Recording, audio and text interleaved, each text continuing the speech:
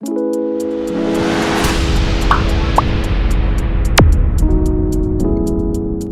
बच्चों, कैसे हैं आप लोग। उम्मीद है आप सब बहुत अच्छे होंगे। तो चलिए शुरू करते हैं हमारा सबसे अच्छा, सबसे इजी चैप्टर और सबसे इंटरेस्टिंग, दैट इज कौन सा है बच्चों, वेरी गुड, मुहावरे व लोकोक्तियाँ। हम शुरुआत करेंगे बच्चों मुहावरे से। मुहावरे के प्रयोग से भाषा कैसी होती है बच्चों, सजती और संवरती है। मतलब रुचिकर बनने के साथ साथ वो मुहावरे जो है वो भाषा को कैसा बना देते हैं बच्चों, वेरी गुड, प्रभावशाली और अट्रैक्टिव जो है वो बना देते हैं। जब कोई शब्द समूह या वाक्यांश अपना समान अर्थ को छोड़कर कुछ विशेष अर्थ को व्यक्त करते हैं तो उसे हम क्या कहते हैं बच्चों, मुहावरे कहते हैं। कुछ निम्नलिखित मुहावरों के अर्थ और उनके वाक्य में हमें प्रयोग करने के बारे में जानना है बच्चों। अंग अंग ढीला होना मतलब थक जाना। रेल दुर्घटना में बचे हुए लोगों को बोगियों से निकलते निकलते मेरे अंग अंग ढीले हो गए। अगर मगर करना मतलब बच्चों टाल मटोल करना। देखो मित्र, मुसीबत की इस घड़ी में सहायता करने में अगर मगर करना ठीक नहीं है। कोलू का बैल बनना मतलब हर क्षण कार्य में जुटे रहना। जैसे निधि की बहन सुबह से लेकर रात तक घर के कामों में कोलू के बैल की तरह जुटी रहती है। मक्खन लगाना मतलब बच्चों चापलूसी करना। आजकल चेतन अपना वेतन बढ़ाने के चक्कर में है, तभी तो सारा दिन अपने अफसर को मक्खन लगाता रहता है। ईद का चांद होना मतलब बच्चों बहुत दिनों के बाद दिखना, तुम तो ईद का चांद हो गए हो, कभी मिलते ही नहीं। गुड़ गोबर कर देना मतलब बना बनाया काम बिगाड़ देना। विदित ने अपने मित्र की शादी में शराब पीकर वर पक्ष से कुछ लोगों से खूब झगड़ा किया, जिसके कारण सब गुड़ गोबर हो गया। ईंट से ईंट बजाना मतलब बच्चों नष्ट भ्रष्ट कर देना। कारगिल युद्ध में भारतीयों ने पाकिस्तान की ईंट से ईंट बजा दी। आंख लगना मतलब बच्चों नींद आ जाना। पुस्तक पढ़ते पढ़ते मेरी आंख लग गई। अकल का दुश्मन होना मतलब बच्चों मूर्ख होना। क्या अकल के दुश्मन हो गए हो जो रत्नाकर डाकू से अकेले मिलने जा रहे हो। अंगार उगलना मतलब बच्चों क्रोध में जली कटी बातें कहना। जब अंगद ने रावण को खरी खरी सुनाई तो वह भरी सभा में अंगार उगलने लगा। नो नो आंसू रोना मतलब बुरी तरह पछताना। मरम्मत न होने के कारण उसका घर ढह गया। अब नो नो आंसू रोने से क्या लाभ। उंगली उठाना मतलब दोषारोपण करना। नेहरू जी के चरित्र पर कोई उंगली नहीं उठा सकता। उल्टी गंगा बहाना मतलब बच्चों उल्टी बातें करना।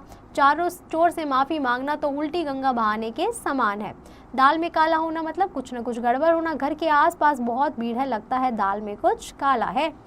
पिंड छुड़ाना मतलब पीछा छुड़ाना। लाख कोशिश कर ली पर चक्खन से वह पिंड न छुड़ा सका। नाक में दम करना मतलब दुखी करना। शोर मचा मचाकर बच्चों ने शिक्षक की नाक में दम कर दिया। रंग चढ़ना मतलब असर पड़ना। मित्र मंडली में बैठकर रजत ने बाघ की गोली खा ली, अब रंग चढ़ने लगा है तो लगातार रोता ही जा रहा है। बीड़ा उठाना मतलब दृढ़ संकल्प करना। विश्व स्वास्थ्य संगठन में एड्स जैसी बीमारी को जड़ से मिटाने के लिए बीड़ा उठा लिया है। लोहे के चने चबाना मतलब बच्चों वेरी गुड, कठिन कार्य करना। हिमालय पर चढ़ना लोहे के चने चबाने जैसा कार्य है। कान भरना मतलब वेरी गुड, बाद में शिकायत करना। तुम बराबर मेरे खिलाफ पिताजी के कान भरते रहते हो। श्री गणेश करना मतलब आरंभ करना। शहर में पुल निर्माण कार्य का आज वेरी गुड श्री गणेश है। होश ठिकाने आना मतलब चेत जाना। अपने कम नंबरों को देखकर शशांक के होश ठिकाने आ गए। हाथ मलना मतलब पछताते रह जाना। कबूतर उड़ कर जाते देख बहेलिया हाथ मलने लगा। नाक में दम करना मतलब वेरी गुड, परेशान करना स्टूडेंट्स। शहर के कुछ गुंडों ने लोगों की नाक में दम कर रखा है। बात बढ़ाना मतलब झगड़ा करना। अरे छोड़ो भाई, लड़ाई खत्म करो, बात बढ़ाना ठीक नहीं है। चेहरा उतरना मतलब उदास हो जाना। परीक्षा में कम अंक आने पर अनिल का चेहरा उतर गया था। नाक रगड़ना दिन बनकर प्रार्थना करना। अधिकारी के सामने हरीश ने बहुत नाक रगड़ी पर काम नहीं बना। आनाकानी करना मतलब बहाने बनाना बच्चों। रीमा ने ईशा से विज्ञान की पुस्तकें मांगी तो वह आनाकानी करने लगी। घड़ों पानी पड़ना मतलब शर्मिंदा होना। जब पिताजी ने सोनिया को उसकी गलतियां बताई तो उस पर घड़ों पानी पड़ गया। आँच न आने देना मतलब कष्ट न होने देना। चाहे मुझे कुछ भी करना पड़े, मैं अपने परिवार की इज्जत पर आँच न आने दूंगा। गागर में सागर भरना मतलब कम शब्दों में बहुत कुछ कह जाना। कवि बिहारी ने अपने दोहों में गागर से सागर भर दिया है। हवाई किला बनाना मतलब केवल कल्पनाएं करना। काम करो, केवल हवाई किले बनाने से कुछ प्राप्त नहीं होता। भीगी बिल्ली बनना मतलब डर के कारण दबकर रहना। थानेदार के सामने कैदी भीगी बिल्ली बनकर रहते हैं। पत्थर की लकीर पक्की बात। भगवान श्री कृष्ण का हर कथन पत्थर की लकीर के समान होता है। टका सा जवाब देना मतलब बच्चों साफ इनकार कर देना। कुलदीप से जब भी कुछ मदद मांगता हूँ तो वह टका सा जवाब दे देता है। दाल न गलना, सफल न होना। इस चुनाव में भ्रष्ट नेताओं की दाल न गलेगी। बाल बाल बचना मतलब मुश्किल से बचना। रेल दुर्घटना से सभी यात्री बाल बाल बच गए। गड़े मुर्दे उखाड़ना मतलब पिछली बातें याद करना। गड़े मुर्दे उखाड़ने से कोई लाभ नहीं, भविष्य के बारे में सोचो। अब आती है बच्चों हमारी लोकोक्तियाँ। लोकोक्तियाँ क्या होती है? आम बोलचाल की भाषा में बच्चों हम जिस विषय संदर्भ में उदाहरण देते हुए कुछ बातों पर बल देने के लिए कुछ प्रचलित जो हमारे वाक्यांश हैं उनको यूज़ करते हैं बच्चों, उनका प्रयोग करते हैं तो वो हमारी क्या होती है? वही हमारी कहावतें या लोकोक्तियाँ कहलाती हैं। लोकोक्तियाँ वाक्यांश भी हो सकती है बच्चों और खुद अपने आप जो है वो पूर्ण वाक्य भी हो सकती है। मुहावरे और लोकोक्ति में क्या अंतर है बच्चों? मुहावरे वाक्य में प्रयुक्त वाक्य का अंग बन जाते हैं, जबकि लोकोक्ति अपने आप में कैसी होती है बच्चों? एक स्वतंत्र होती है। लोकोक्ति पूर्ण वाक्य होती है और मुहावरा वाक्य का एक क्या होता है बच्चों? वेरी गुड अंश होता है। जैसे बच्चों यहाँ पे हमें कुछ लोकोक्ति दी गई है और उनका वाक्य में प्रयोग दिया गया है। अंधेर नगरी चौपट राजा मतलब अयोग्य शासक के अधीन सब कुछ गड़बड़ होता है। मूर्ख प्रधानमंत्री को चुनकर जनता ने सब गुड़गोबर कर दिया, ठीक ही कही है अंधेर नगरी चौपट राजा। चमड़ी जाए पर दमड़ी न जाए मतलब बहुत कंजूस होना। मोतीलाल सेठ बीमार होने पर स्वयं तो डॉक्टर के पास जाता नहीं है, फिर अपने नौकर रामू को क्या खा के इलाज करवाएगा? इसकी तो वही हाल है, चमड़ी जाए पर दमड़ी ना जाए। मुंह में राग बगल में छुरी मतलब बच्चों ऊपर से मित्रता दिखावा व हृदय में कपट रखना। यह पुजारी मंदिर के निर्माण के नाम पर गांव के भोले भाले लोगों से पैसे इकट्ठे करके अपने घर की मरम्मत करवा रहा है। गांव के वे लोग नहीं जानते कि उसके मुंह में राम बगल में छुरी है। ऊंची दुकान फीका पकवान मतलब बच्चों दिखावा ज़्यादा, वास्तविकता कम।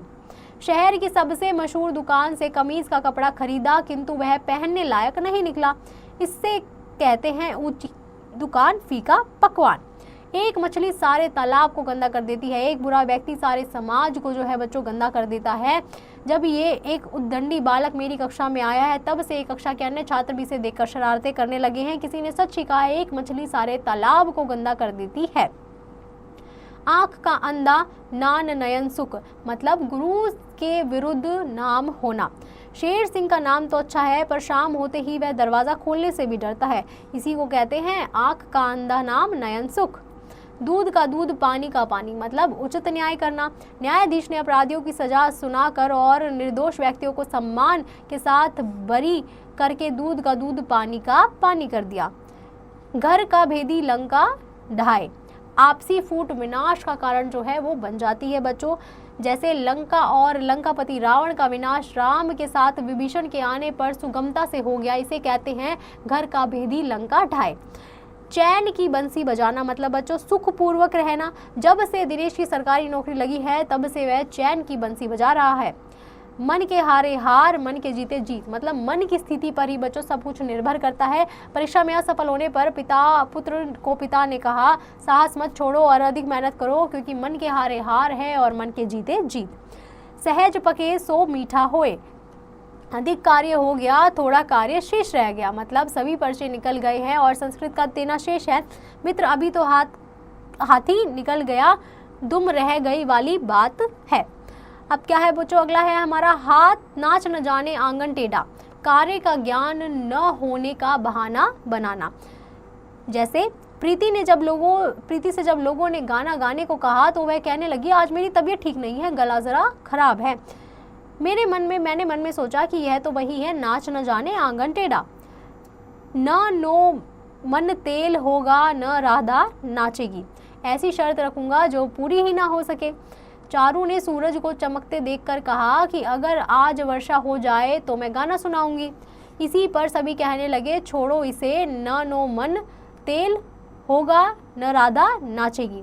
यथा राजा तथा प्रजा, जैसा मालिक वैसा नौकर। जब मालिक को ही फैक्ट्री के लाभ हानि का पता नहीं तो नौकर भी क्यों ध्यान देंगे। यथा राजा तथा नौकर। लातों के भूत बातों से नहीं मानते। बुरे व्यक्ति मार खाए बिना सीधे नहीं होते। श्री राम ने रावण को सीता जी को छोड़ने के लिए कई संदेश भेजे, लेकिन वह बिल्कुल नहीं माना और अंत में श्री राम को युद्ध करना पड़ा। ठीक ही कहा है, लातों के भूत बातों से नहीं मानते। दूध का जला छाछ भी फूक मार कर पीता है मतलब एक बार धोखा खाया हुआ व्यक्ति सज्जन पर भी विश्वास नहीं करता है। जब मैं आशीष ने मनोज से 4000 रुपये मार लिए हैं तब से वह किसी भी साथी को 1 पाई तक उधार नहीं देता है। कहा भी है दूध का जला छाछ भी फूक मार कर पीता है। हाथ कंगन को आरसी क्या मतलब बच्चों, प्रत्यक्ष का प्रमाण की जरूरत नहीं है। पुलिस ने चोर को रंगे हाथों पकड़ा और चोरी का माल भी बरामद कर लिया, परंतु चोर अभी भी चोरी से इनकार कर रहा है। पुलिस ने साफ कह दिया है हाथ कंगन को आरसी क्या। एक तो करेला दूजे नीम चढ़ा, एक बुराई होने पर और बुरा हो जाना। सूरज शराबी तो पहले ही था, अब जुआ भी खेलना शुरू कर दिया। एक तो करेला ऊपर से नीम चढ़ा। एक हाथ से ताली नहीं बसी, दोस्ती और दुश्मनी एक और से नहीं होती। मैं मान ही नहीं सकता कि तुमने गलती नहीं की, दोनों की गलती होगी क्योंकि ताली कभी वेरी गुड स्टूडेंट्स एक हाथ से नहीं बसती। चोर की दाढ़ी में तिनका, दोषी को डर लगा रहता है। भुवन किसी से पूछने से पहले ही अपनी सफाई दे रहा है, सच ही कहा है चोर की दाढ़ी में तिनका। अंधों में काना राजा, गुणहीन लोगों में कम गुण वाला ही गुणवान माना जाता है। अपने गांव में शामू ही केवल 10वीं पास है, वह तो अंधों में काना राजा है। किसियानी बिल्ली खंबा नोचे, किसी बात पर नीचा देखना पड़ जाए तो गुस्सा आ जाए। जब किसी ने हरीश की बात नहीं सुनी तो वह अपनी मम्मी को परेशान करने लगा। यह तो वही बात हो गई, खिसियानी बिल्ली खंबा नोचे। 4 दिन की चांदनी फिर अंधेरी रात, सूख के थोड़े से दिनों के बाद बुरे दिन आना। आज पैसा आ गया है तो इतराओ मत, कल क्या जाने क्या देखना पड़े। यह बात सही है कि 4 दिन की चांदनी फिर अंधेरी रात। भागते भूत को लंगोटी भली, जो मिल जाए वही अच्छा। अशोक ने 3 सालों से 10,000 रुपये उधार ले रखे हैं। बहुत कहने पर आज 2,000 रुपये देने लगा। मैंने यही सोचकर ले लिया कि भागते भूत की लंगोटी भली। मान न मान मैं तेरा मेहमान मतलब ज़बरदस्ती गले पड़ जाना। जैसे अचानक रात के 10 बजे एक अजनबी ने मेरे घर का द्वार खुलवाया। मैं उसे जानता तक नहीं था, परंतु वह अपने को मेरा रिश्तेदार बताने लगा। यह तो वही बात हो गई, मान न मान मैं तेरा मेहमान।